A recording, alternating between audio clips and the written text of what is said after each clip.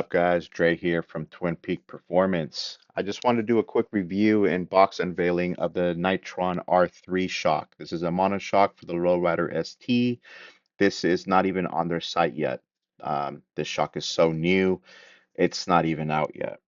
Anyways, Nitron, if you don't know about them, they're a company based out of the UK.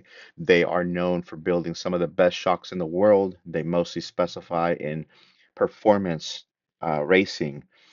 They do Porsche, classics, motorcycles, you name it, they're in it. Um, they've done a bunch of research and they've really put their thought into it. These shocks are built for you. When you call them, they build them to your specifications. You tell them your weight. If you ride two up a lot, if you do racing style riding like on track or highway or back roads, but they build it for you and then they dyno it. So they slap it together and then they test it before they ship it out. This shock, honestly, dealing with Nitron, super easy, super cool people. Uh, the reason I went with them is because they're different and what they're known for. They build top tier shit. So the boxing was really nice. Everything had, popcorn foam in there. The shock itself was wrapped up in foam layering. This is the Stealth. Like I said, it's not even on their website yet, but super stout shock, very heavy, very well made. It's got an adjustment right there at the bottom that you can do an adjustment like lengthwise and shorten it up a little bit. This shock comes ready for you to install. Uh, they've built it for you, so all you have to do is put it on and you're good to go. After you ride it, then you can do minor adjustments if you need to, if you feel like it's not quite right, but it's very easy to do. That's one of the reservoirs there. That's the up and down. If you have luggage or you're riding two up, you turn that bad boy up to adjust the pressure of the back and the height so that way you don't bottom out. This is the second reservoir. This is the fine tuning reservoir. Your dampening and all that good stuff is on this one. These shocks are, well, this one specifically, the R3 is a race series shock, so it's got a lot of bells and whistles on it. But again, super cool shock. It looks dope. I love the black and match my bike. The hydraulic hoses on it, they're carbon fiber looking. So again, well made, beautiful shock. Yeah, well packaged. Received it 3 weeks, 4 weeks at most, but not very long, especially if they have to make it specifically for you. That's not a long lead time. And then these are just some of the brackets that it comes with. You'll get the clamps for the reservoirs to mount on the side of your bike, a couple of extra screws if you need them.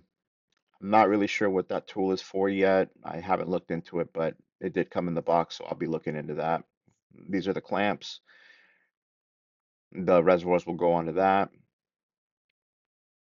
And then there are the extra screws for mounting if you need them. I just use my old ones because they fit and they look great.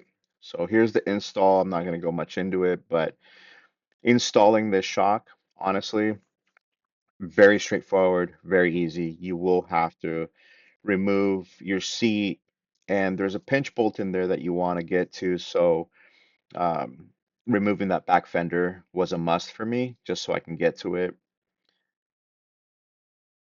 Yeah, you just break it down, unscrew everything.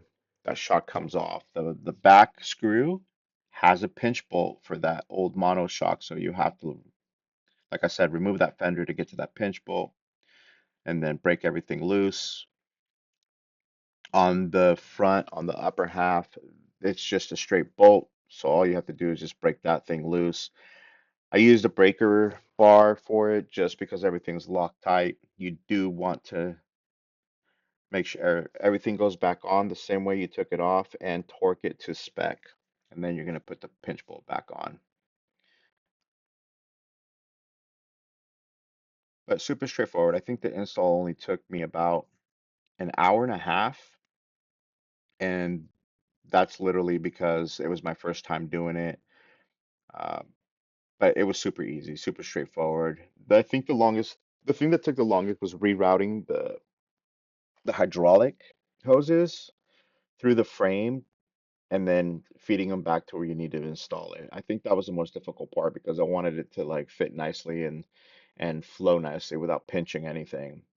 But again, the carbon fiber hydraulic hoses are on swivels, so you have definitely some play to move around, and nothing really can get pinched unless you're a complete idiot and somehow you do that, but it's pretty hard to do.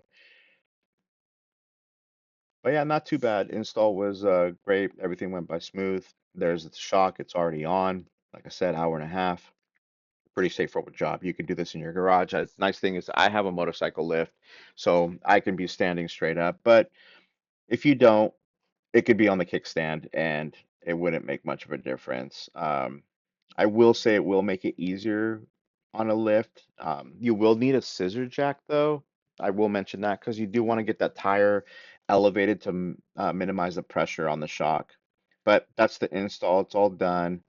Um, yeah, I've done a lot of OG stuff on my bike, but there's the shock all mounted up, and there's the reservoirs, man. Super clean. I'm excited to try this thing out. I hope you guys like this video. Peace. Always like to play with fire.